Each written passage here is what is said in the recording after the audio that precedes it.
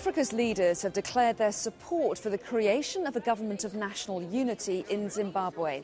The African Union has called for dialogue to start between Robert Mugabe's ruling party and the opposition. France's foreign minister has also said the EU would only accept a government headed by Morgan Tsvangirai. The Egyptian hosts say Robert Mugabe didn't object to the unity proposal, but earlier the Zimbabwean president's spokesman denounced Western criticism of his regime. They can go and hang 1,000 times. They have no basis, they have no claim on Zimbabwean politics at all. Portuguese police investigating the disappearance of Madeleine McCann have handed over their final report to local prosecutors. Local police had reported that the case was being shelved, but officials say no final decision's been made. A spokesman for Madeleine's parents said their arguido, or suspect status, should be lifted at once.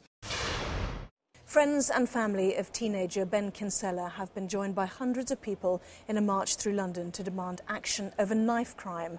4 people have been arrested over the fatal stabbing of the 16-year-old on Sunday. He's the 17th young person to die on the streets of the capital this year.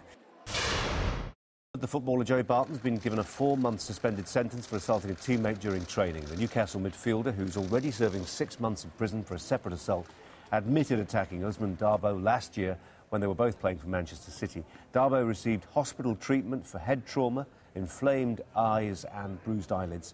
Newcastle United say they'll hold discussions with Barton as soon as possible. House prices have suffered their biggest fall in 16 years, falling for the 8th month in a row in June. So say new figures. The housing market downturn has now wiped an average of £13,500 off the value of homes compared with their peak in October last year. That's according to the Nationwide Building Society. Severn Trent Water has been fined £2 million for lying about water leaks. Britain's second biggest water company pleaded guilty to making false statements to the industry regulator.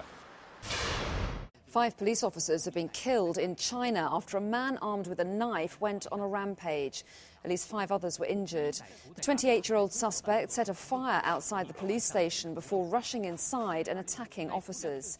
It's thought he was seeking revenge for being investigated for stealing bicycles.